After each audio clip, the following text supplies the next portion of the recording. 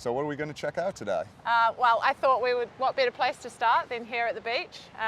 Spent many weekends and summers here as a child, running up the mount.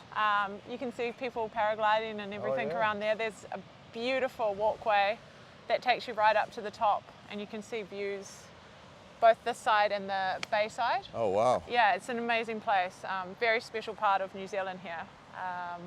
And I thought we could grab a coffee as well. Amazing. I love a coffee. Should we take a walk? Let's have a look around. All right, let's go.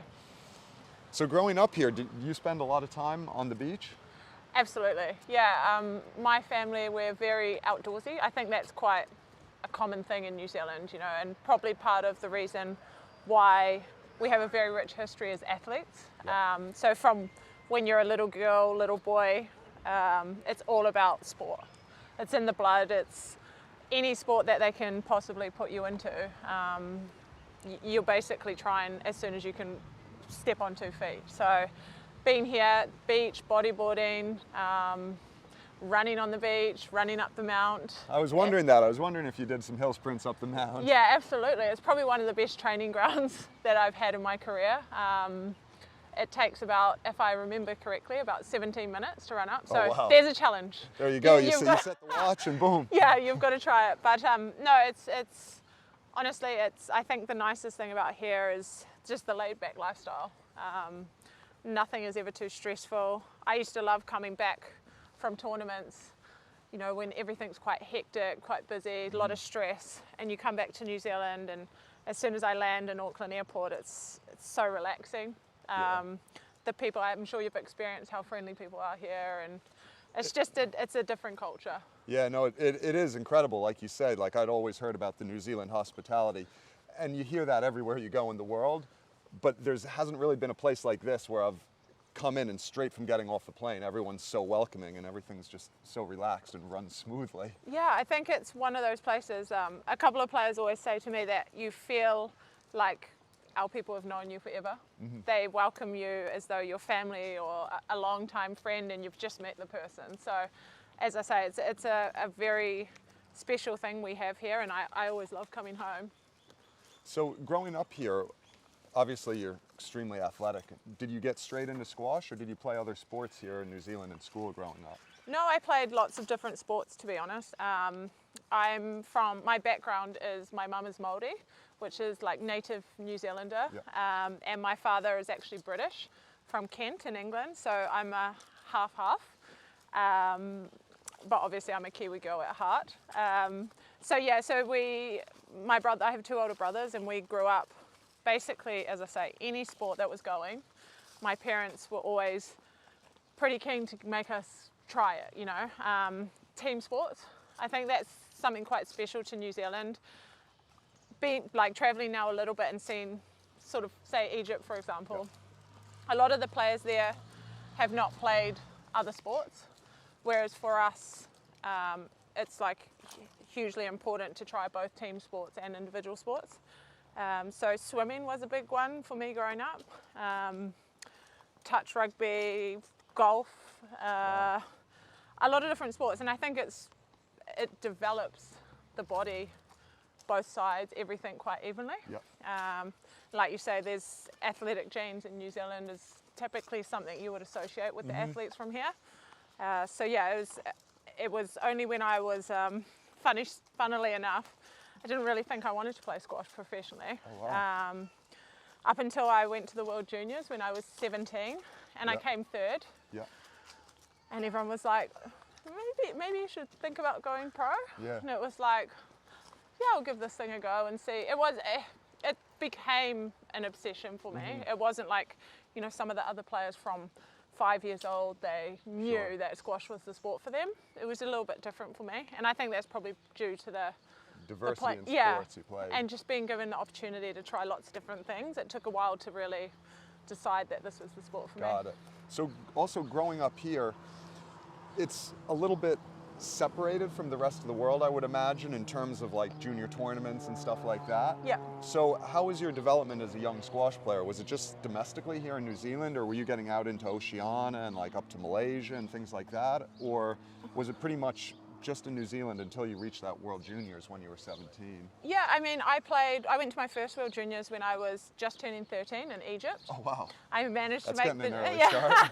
I made the New Zealand team and was very fortunate that they sort of, I guess they looked at me as a bit of a development opportunity. We have a very rich history of female top squash players. Yep. So I always had people sort of showing me the way that it was possible.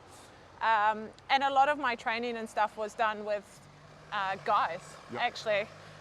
Fortunately for the women, you know, we can sort of train anywhere as long as there's some good male players. So that's what I did for most of my career, to be honest. So you actually just referenced like the rich history New Zealand's had with female squash players. Growing up, did you have much contact with, say, for instance, Dame Susan Devoy or Leilani Joyce, and I guess a bit later on, Shelley Kitchen, or were you sort of off, you know, in different parts of the country from them? Well, so Leilani, funnily enough, is from the same area as me. Oh, wow. I've actually worked with her and her father, who coached her right through from when she was a youngster. She was an inspiration to me, I think, because she's part Maori herself. Yep. So just seeing someone like me who was doing what I was doing, she was a huge inspiration. Susan was sort of finished her career and was having her children, so she stepped away from the sport for a little while, but obviously her achievements in itself inspires Speak you. for itself, And along with Leilani at that time, we had Carol Owens, who, so they were... I forgot about Carol Owens. Basically, I went to my first senior nationals at 11 and watched those two at 1 and 2 in the world play in the final of our nationals. You know, so that's, I keep going on like all week. I've been saying inspiration. You know, when you're inspired, it just shows a pathway to know that it's available and that anyone can really do it. Look who we've seen here. Getting a kebab. Oh wow, we've got the authentic Turkish kitchen. There you go. What drink are you after? What's your drink of choice? I think the drink of choice is, I think they call it a long black here. A long I think it's black? the equivalent of Americano in the rest of the world. Hi guys, how are you doing? Good. Could we please get a long black and a decaf oat flat white? I got it. You're my guest. Yeah. Thank you. Going back to the squash, one of the things you mentioned, you're half Maori, so that has to be pretty unique. And is that a big source of pride for you, being a Maori athlete? Absolutely. There's not many individual Māori athletes, female especially. Māori generally tend to stick to team sports, and I think it's, once again, it comes back to the culture and how we're raised, like family is everything, you know, staying close, struggle to be on their own a lot of the time. So for me, I was lucky that my parents they let me try everything, but once I decided that the individual kind of route was where I wanted to go, just giving me the courage to, you know, go with it, and there was no like hiding away from how lonely it was going to be. Of course it was going to be lonely. I live in New Zealand. I didn't have people travel with me. My whole career I've done on my own, you know, just me, my squash bag, my squash rackets, and I've never traveled with a team or anything like that. But it's funny because now if I do have people come with me, it actually feels weird because I've got so used to just being on my own. There we go. Oh wow, thank you. Thank you. But yeah, I have so much pride. Like today we went and obviously all the players got to experience the cultural, full cultural experience at the marae. And I think it was beautiful for everyone who was involved to just get that feel and the sense of who we are as people and what we're about. And I hope that when my career finishes, I can kind of help to push some of the young Māori into choosing, not just necessarily squash, but hoping to give them the courage to know that there's something outside. It's a really hard move for a lot of people from New Zealand to leave. As you can imagine, we live here, it's like a paradise, life's easy, it's very chill. And we lose a lot of squash players when they have to make that jump from juniors to seniors, and they know, okay, I've got to spend my whole life basically overseas, away from my family, away from everything I know. And throughout my whole, I mean, I'm 34 now, I've seen a lot of players come and go. That seems to be one of the biggest things that loses squash players. Is the distance. Yeah, the distance and just being away from this.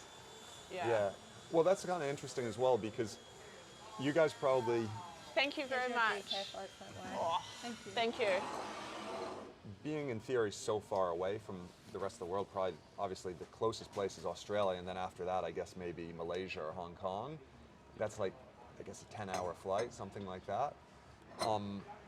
You guys must get used to traveling at a pretty young age and learn how to adapt to different cultures pretty quickly comparatively to people in the rest of the world. Absolutely. We don't get to pop home after every tournament. You know, when I was younger, it would be 2 or 3 months away at a time. Wow. Yeah, which is tough. Heavy. Like my first, I can always remember my first year on tour. I probably won like 3 matches the whole first year. And I was coming from being one of the top juniors, you know, Yeah. but that transition is quite tough, and I'm away from home. I cried all the time on the phone back to my family. Slept on other players' floors. Shelley Kitchen and Madeline Perry had me sleep on their floor. You just were finding any way to kind of get by. Yeah. But the flip side of that is that I think it makes you really resilient, really strong. If you can deal with something like that, I think it sets you up for the rest of your career, really. And like I was saying, we lose a lot of players, but I think those players we lose possibly didn't have what it took to last on the tour anyway. So it's a very hard thing, but I think sometimes it's kind of, it's a make or break type thing. Well, that's kind of an interesting you touched on as well, because obviously New Zealand will always be home and very close to your heart, but you've spent a lot of your adult life living out of a suitcase. Have you managed to create a second home anywhere else, or managed to, while you're on tour, have certain places at least come close to feeling like home, or is it just like everywhere it's difficult? Yeah, I mean, I think for everyone, you know, when you go to your home where you are from, there's certain smells, there's certain things that that's just home, you know. But for me, I've managed to create a second home in Bristol, in the UK. It's probably the closest thing I've found to New Zealand outside. It's helped a lot by Hadrian, who's the coach there, who's become a very close confidant to me, not just as a coach, but actually a friend, his family. And there's so many players there that we're all in the same boat. We're all from different parts of the world, all on our own. So we have Christmases together. We've created, once again, our own little friends that are family type feel. So yeah, for me, Bristol has definitely become a second home. And as long as I'm playing, that's probably where I'm going to be. I work a lot with Laura Massaro. And her husband Danny is my sports psychologist. So kind of all my setup now is in the UK. I actually spent a little bit of time in this summer in Prague training. Oh, nice. Which was really good. It was something, I think when you're older, you know, I'm 34 now, and it was nice after the Com Games, like the come down is quite big, to go somewhere different and be excited about squash. And I feel really passionate about playing again. And who knows, like I'm kind of thinking, well, my body's still good. Everything feels good, so we'll just see how long we can keep competing at the top for. I think because before I got injured, I never used to watch squash before, but I got injured at 24 and I was 4 in the world. Bear in mind, when I got injured and it was taken away from me, I fell in love with the sport so much more. Started watching it, started following it, trying to learn new things. So going through that and now being older, I just think, I feel like I have so much to offer and give back to the sport. So for me, yeah, it's a scary, it's a little bit scary thinking about one day this is not going to be anymore. You know, the life, of course. the life we live is amazing. We travel all over the world. We get to see different cultures, different people. I have friends everywhere, and that's going to end one day. But I think the next part of my life seems really exciting, and I hope that I can give back to the sport. Have you ever been tempted to look into other aspects post-squash, or have you always been really, really motivated by what the sport is and just sport in general, and want to stay in that and, you know, pass your knowledge on to the next generation? I'm quite interested in even trying to help out, not just within squash, but sport New Zealand in general. I truly believe that no matter what sport you've been in, if you've been at a high level, you have things that you can offer. It kind of goes across the board, you know. Absolutely. And we're really lucky in New Zealand that they have lots of programs where they like to keep past athletes involved to share their experiences and try and guide the next generation. Yep. So I'd like to keep some in squash, but open my doors to other avenues. I also have a huge passion for interior design. Oh, wow. Yeah, so that's also something that I'm really interested to kind of try and get into as well when I'm finished. Probably more as a hobby, but Yep. it'll be nice one day to be able to explore these other avenues. Yeah. So obviously, like, you're a Commonwealth medalist, which in any of the Commonwealth countries is a huge deal. Squash, it's a massive thing. How much value is put on a Commonwealth medal here in New Zealand? Because you obviously have some good success at the Olympics. The All Blacks are the best in the world. How much attention do you get back here for those Commonwealth medals? It's huge. Like those 2 weeks at the Commonwealth Games you're in the forefront of the mainstream media. You know, people here would value us winning gold medals at the Commonwealth Games over winning a world championship. Wow. Yeah, even if you ask Paul, like for him, the Commonwealth Games gold means everything. More. Yeah, Wow. it's a very, very important thing for us. And like I say, even now, since our success in the last games, I was flag bearer, so that brought squash to the forefront of the media. Coming back to New Zealand now is so different. Like even going up this morning, up the mount, I got stopped for pictures. It's a very people recognize. So it's you know, Paul doing so well as well. It's like people know who we are. So essentially, you and Paul are mainstream athletes here. Becoming, I would say. Wow. Yeah. That's really and unusual for squash players. Which for squash is not really happened. And so that's what we need to grow the sport. Was that a bit of an adjustment for you? Because obviously as a squash player, we sort of assume no one knows who we are and we can do whatever we feel like and there's no pressure. And now all of a sudden you have the success and people are recognizing you on the street. I assume in the beginning it's probably quite exciting, but does that thrill wear off? Or I think the thing about Kiwi people as well is they're not over the top when they do meet you. Like they just come and they just want to tell you how proud they are of you. You know, it doesn't feel stressful because the way they are, it's in a very nice way that they come and approach you.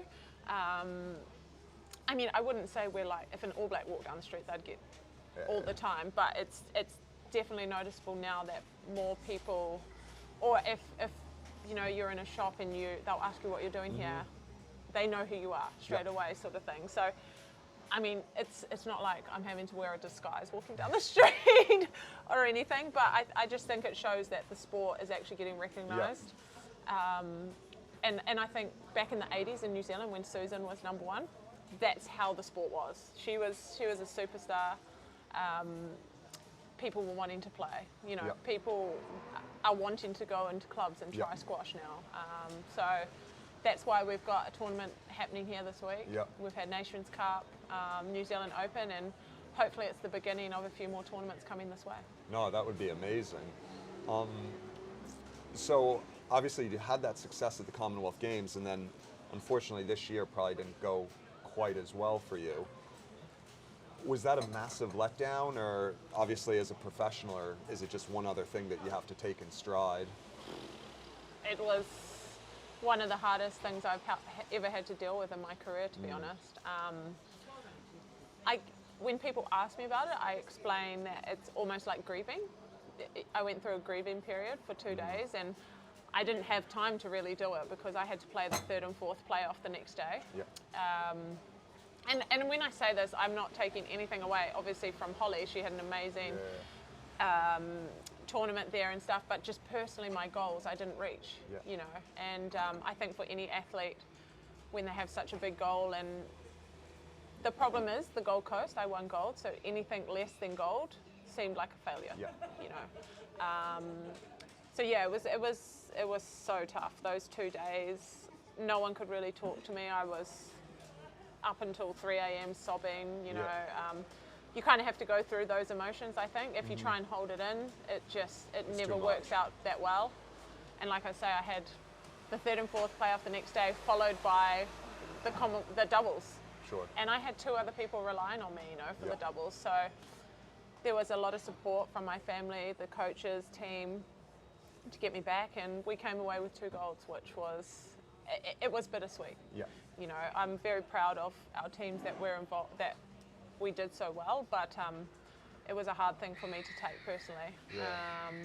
But you know, you, like anything, with time it passes. So I had a bit of time. I went to Portugal on holiday, just did not think about squash. And then I went to Prague to visit. Yeah. I was supposed to be there for 3 days, and I stayed for nearly a month. Wow. As I talked about earlier, like just the inspiration I got from being there around different players, it ignited the fire again. And yeah, I feel like I'm playing some of the best squash of my career now. Better late than never. Yeah. Well, it seems like you've bounced back incredibly well. Like the start of this season, you've been on fire. I think semis of the U.S. Open. Yeah, yeah. It's And then like we're here now. There's a few tournaments coming up. Yeah, I think as well. I want to become the best version of Joelle before I finish my career. Like that's kind of the goals for me as I come to the later end of it. Is, you know, I want to see how many tournaments I can win. But ultimately, every day I'm just trying to get better and better. And I think that's quite a healthy relationship with it. It's just me trying to dig out, find any little 1-2%ers in each area. And that makes every day of training quite exciting. yeah. And like I say, I'm still competing with the top of the game. So while I can, I'm going to make the most of it. Yeah. I feel pretty free now when I'm at tournaments. Even, you know, when I was younger, if I didn't have the right socks, or if I didn't have the right meal, or any little thing could sort of throw that off. Now it's just like, it's okay. You just kind of go with the flow a little bit more. And I know that when I step on the court, I'm just going to give it everything I've got in the tank. So that's quite a healthy relationship with it, I think. And yeah, I'm just enjoying every single tournament I can, trying to pick events that I haven't played before, so that I get to see all the beauty of all the world before I can, before I give it up. Yeah. I've just finished my coffee, Joelle, so I've got a bit of time to kill. What are 3 things you can recommend me to kill the rest of this afternoon? Definitely you need to go up the mount. There's a walk that goes up There we go. as we came from the beach. It'll take you about half an hour. Yeah. Go for a dip in the sea. It's a bit rough. You can even check out a surfboard if you're game.